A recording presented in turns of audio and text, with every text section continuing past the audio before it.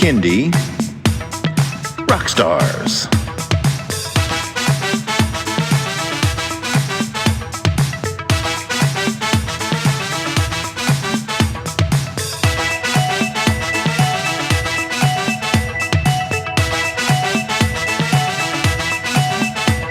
Prepare for a treat, let's meet and greet some bands and singers that are super sweet, making music that's fun for boys and girls. Help them learn about this great big world. Fun for the family, yes it's true, your kids will love it and you will too. Clap and dance and sing aloud, become a part of the Kindie crowd. These songs will make you move your feet and give your ears a great big treat. So settle in, grab your guitars, and let's get to know our Kindie Rock Stars.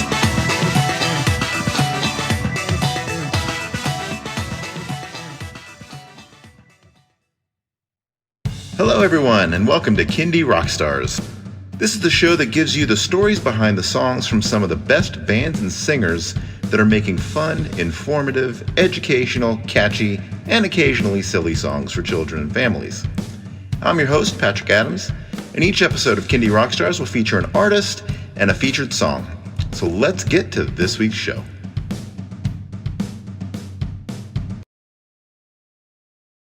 All right, everyone, welcome to Season 2 of Kindie Rock Stars. And my first guest this season is Tom WEBER. Tom, welcome to the show.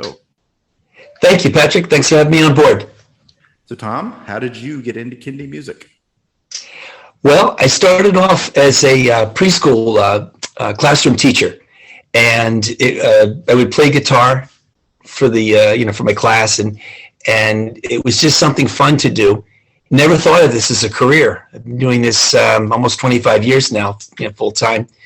So it just evolved out of that. I would, just do sing-alongs, like I said, in the classroom, and we would take the kids sometimes to the, to see some grandparents and things. And it was just, again, never thought of this as a career or making money.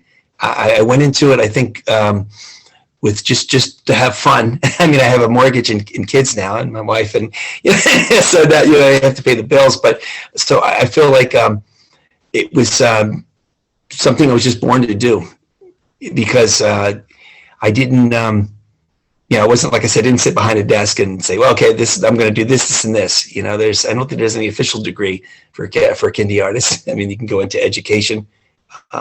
College, and so forth. So it was just something where it evolved out of just something having fun. And I think that was the best way, if there is a way to approach your career, is because sometimes maybe particularly in the arts, if it doesn't mushroom for you, it doesn't happen right away, you get jaded. And I was extremely fortunate to have a wife who was very supportive, 100%. When I decided to leave, being a classroom teacher, to take the plunge into Kindie music. She couldn't have been more supportive. In fact, we wrote songs together, which was a lot of fun. Had a couple of CDs. You remember those things?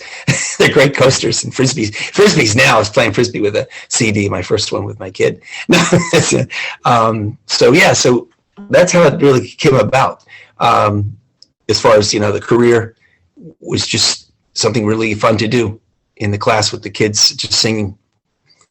And that kind of would sum it up.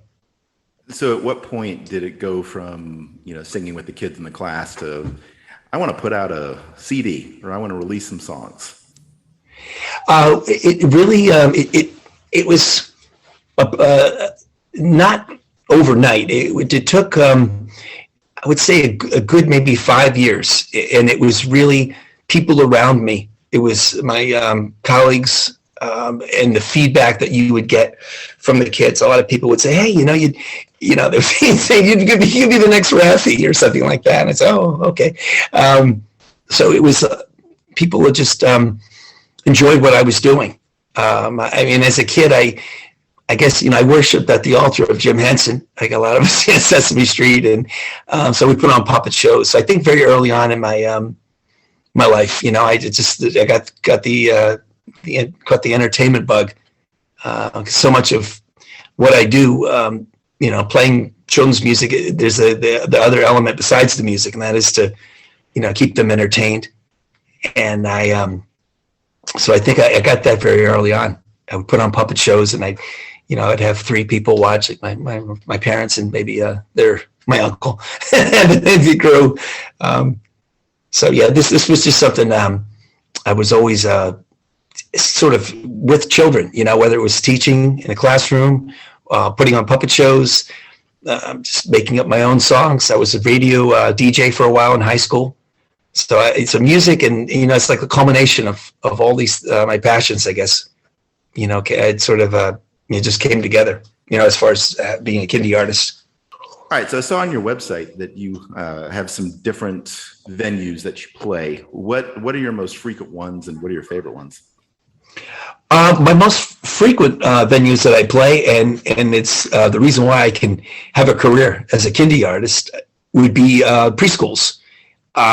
Pre-pandemic, I was doing about 25 preschools a month, and it was weekly, bi-weekly, monthly.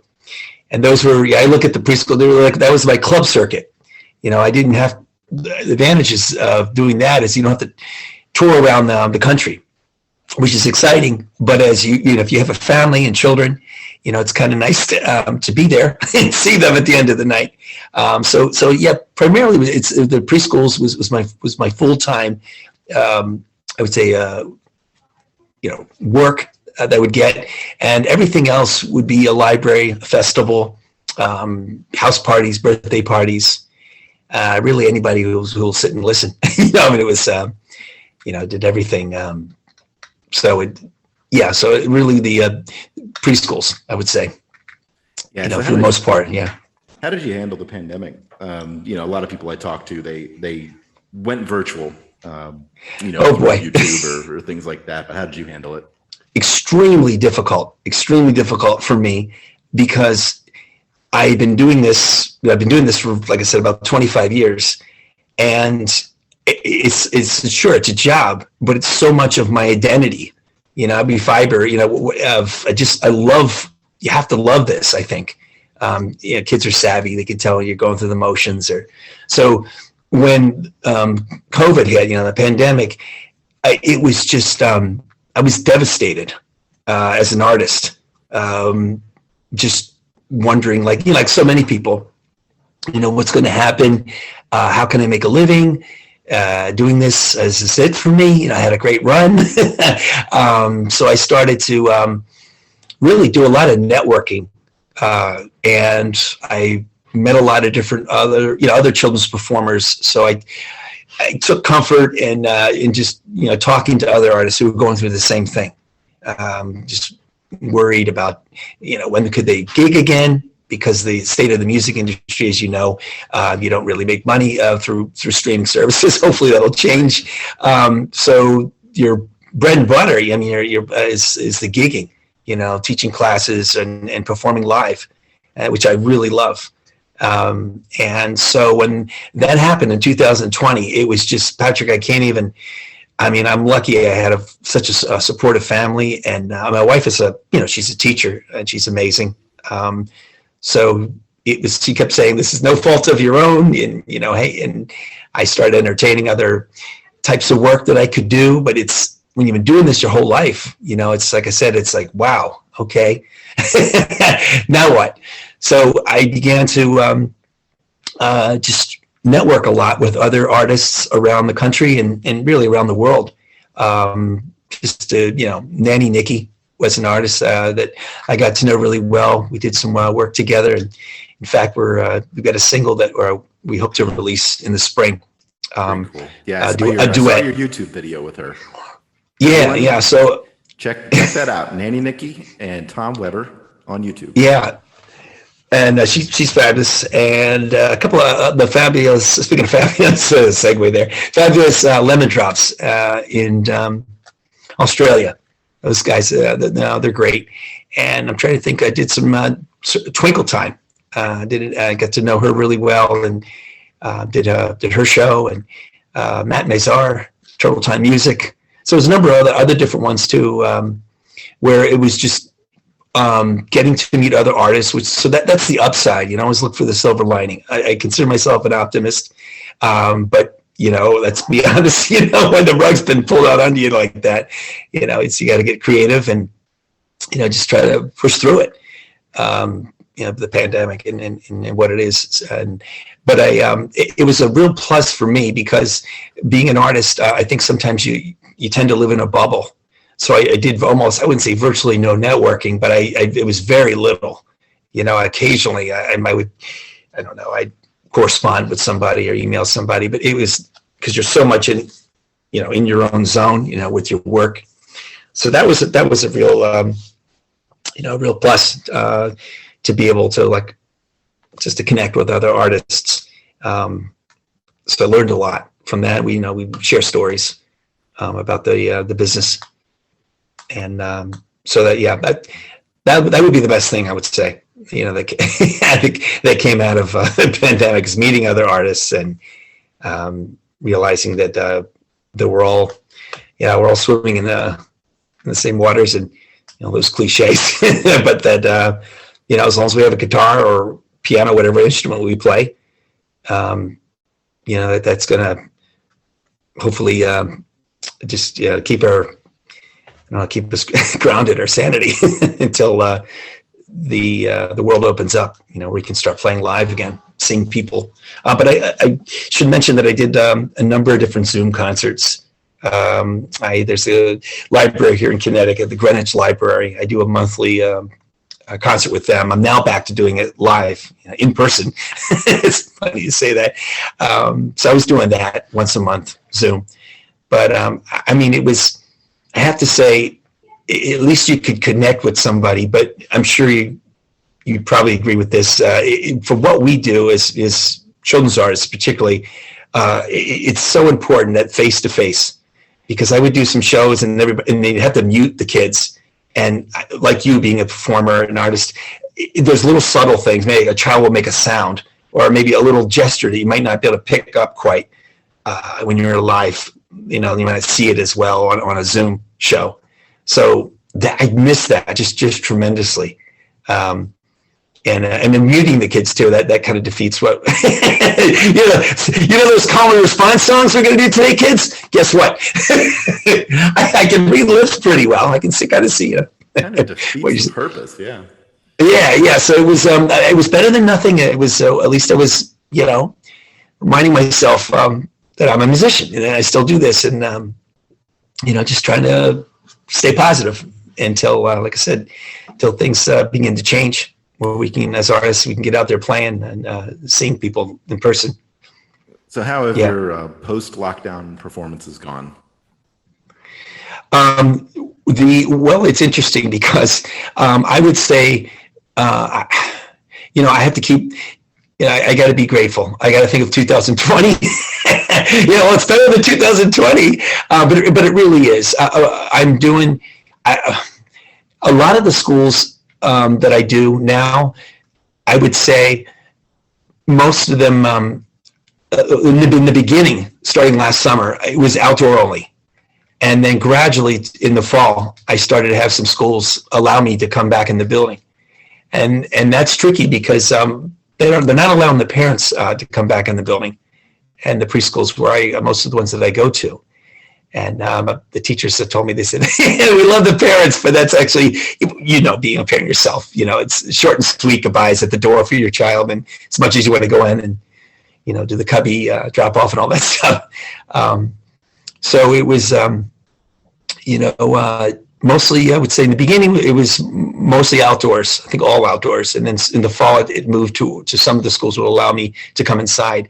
But I have to be honest with you, the schools that I've been with, been blessed. Out of the, 20 plus schools, probably more than half of those schools, I'm not able to go back to yet because of particularly now, with Omicron and, the rates going up again. So I've kept in contact with the directors, and they said, we can't wait to have you back. They said, but right now, unfortunately, we're not even letting the parents in. So I'm waiting, for those schools, but I've picked up some new ones as well, and I'm grateful and for the schools that have me on board now, where it was like I said, you miss seeing people face to face and the kids. It's really, it's like your extended family. You get to know everyone. It's I always say it's a job, but to me, I don't know. Not to say, I don't know. Not to say that other jobs, they're just different. I think when you're dealing with people, it's maybe a little different connection. Whereas if you're maybe be behind a desk or something, there's not a lot of interaction there. So you feel form these bonds, that being a teacher, musician, or whatever, sometimes comes along with it. Yeah. So I'm curious. So somebody's been doing this for, you said 25 years. How has it evolved for you in terms of, what you write about, what kind of songs you put out, and just the business side of it too?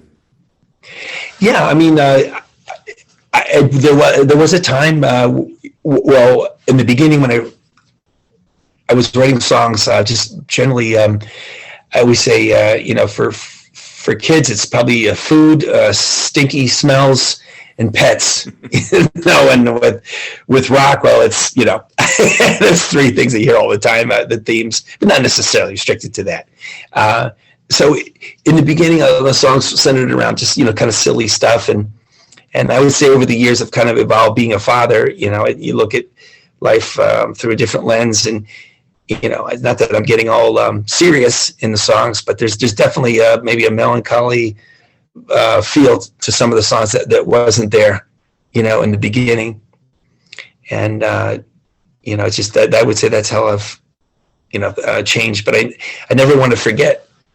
Sometimes in an effort to try new things, you forget what initially worked and what kids really responded to, and then that humor and silliness, I think, is a big part of what I do in the songs.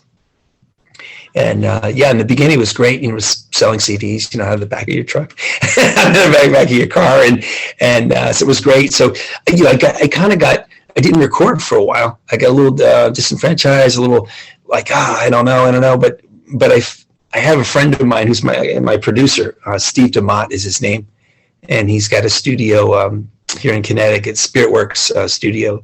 If you guys anybody out there want to check that out, he's just a phenomenal musician, hybrid. He does it all.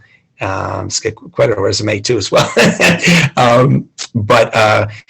So he sort of pulled me back into the recording end of it, because he said, it's sort of I don't know, it was the example they used to use. You'd go on tour when you had a new album, to promote the new album. And I think it's kind of flipped. It's just it lets people know that you're still out there, and that you're writing, and it's not it's become like a PR, I suppose. I mean, people can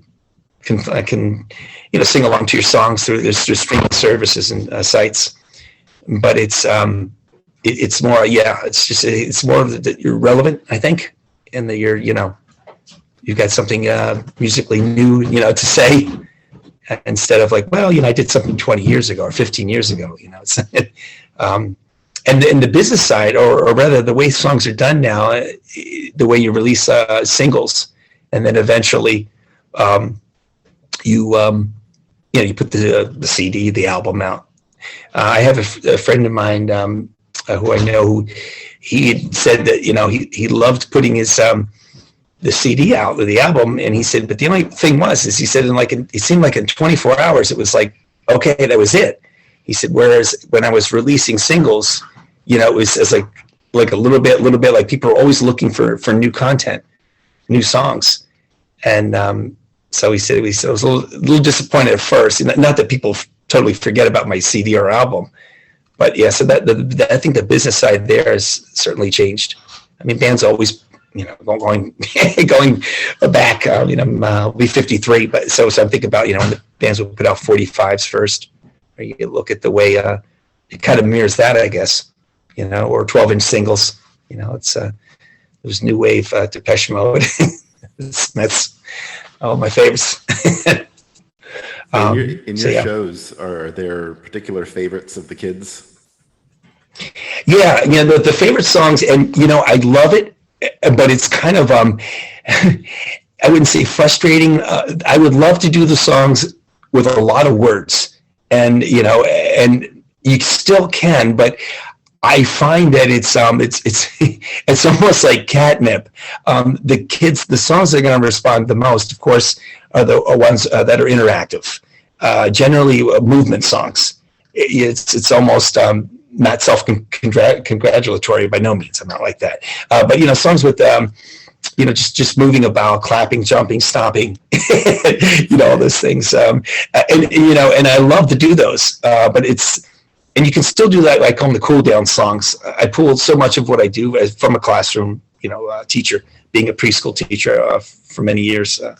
I would say, the songs that I'm doing are mostly, just a really interactive stuff. And then maybe towards the end, after the room clears out. No, just kidding. No, then I got to hear some lullabies or some quieter songs, which they do love. Depending on the audience too. If you've got younger toddlers, I tend to be some more finger play type songs, and then the older kids, the 5-year-olds, the old guys, you can do a little more. Maybe the call and response kind of songs are always fun.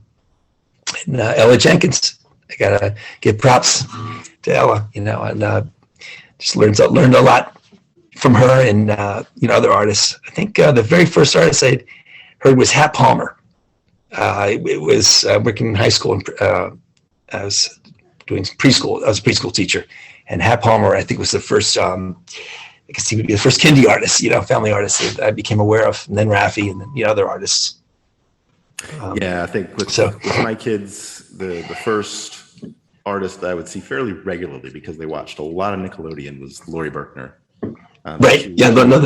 She's great. She would have these vignettes where she would come out and perform a song. So. Right. And Dan Zanes. It was funny. I got to meet Dan. Such a personable guy. And I saw Dan when he was in the Del Fuegos open up for, the LA punk band X. And I talked about that with him for a while at a show. It's like, oh yeah, that was my other life. That was interesting too, to see how all these quote unquote, adult contemporary artists started to embrace, children's or Kindie music. Lou Reed, that would be the one would have been the last person that told me, he collaborated with Dan Zanes on a song. Well, even Lou's getting in. So that was fun. I guess all these bands were having children now. They Might Be Giants and on and on. Lori Berkner, definitely. It's great. All right, you ready to get into a song? Let's do it. Yeah. Our song today is called Dinosaur Rock. All right, Tom, tell me what inspired you to write this song. Well, I love dinosaurs, and of course, children do too. And I thought this was going to be just a really fun, super energetic song to get the kids moving like their favorite dinosaur. And it's definitely one of the kids' favorites when I play it at the shows or in concert. And let's face it, who doesn't want to be a Tyrannosaurus Rex? For 2 minutes and 33 seconds, however long that song is. You might want to check that. So, Dinosaur Rock, let's go. Let me hear you roar out there. Roar. Yeah, dinosaurs are a popular kids song topic. Right. But then again, I know so many kids who just love dinosaurs. So yeah, for sure. Perfect sense. It really does. Yeah, it's some huge, King Kong not being a dinosaur, but King Kong and Godzilla. Much love. For them, it's just, a lot of action figures at our house. Even before kids, it's funny. Collected a lot of stuff. A lot of dinosaur figures and things. So. All right, well, let's play it. Here is Dinosaur Rock by Tom WEBER.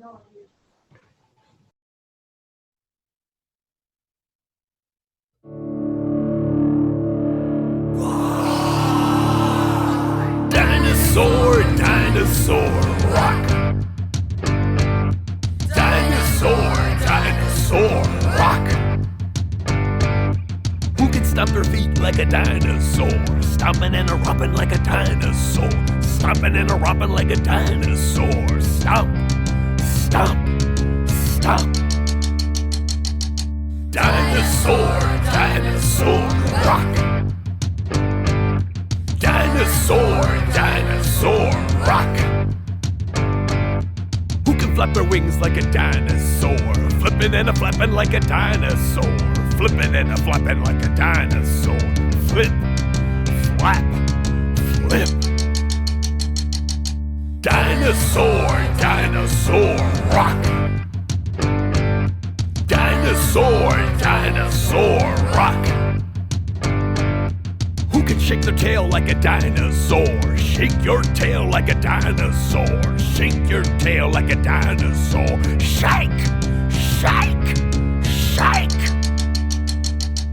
Dinosaur Rock. Dinosaur Rock. Who can swim like a dinosaur? Splishing and a splashing like a dinosaur. Splishing and a splashing like a dinosaur. Splish, splash, splish. Dinosaur Rock. Dinosaur Rock. Who can take a bite like a dinosaur? Chomping and a crunching like a dinosaur. Chomping and a crunching like a dinosaur. Chomp, crunch, chomp. Dinosaur Rock. Dinosaur Rock. Dinosaur Rock. Dinosaur Rock.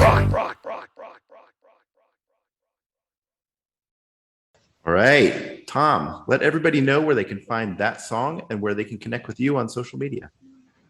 My music is digitally available on all the platforms, Spotify, Pandora, iTunes, and YouTube. And as far as contacting me, you can go to singalongtom.com, and you can find out information about upcoming shows, bookings, if you're interested in booking me for a performance. And Tom Weber Children's Music on that thing, what's it called, Facebook? You can go there as well. And then there's Tom Weber Music on Instagram. There's lots of posts if people want to find out, get a taste of what I do with a lot of videos and pictures and so things like that. But that's how you get in touch with me. Gotcha. And you can email me too. So. Right. Sorry, I'm rambling. It's past our bedtime. Okay. It's 3 hours apart, I think, right? Nevada and Connecticut. Yeah. Right. Yeah, I forget sometimes. I'll call my brother. He's in Arizona. He's an early bird. He's a cartoonist, syndicated cartoonist. So he's up at like 5 a.m. He finds it easier to write, when the house is quieter, and you hear that often. People who are creative minds. It's when the people when your kids leave, let's go off to school. Then you got a little time to write some songs. Yep. All right. Well, Tom, thank you so much for being on the show. Thank you, Patrick. I appreciate it. Like I said, I was very, very excited to told a lot of people about, doing the podcast with you.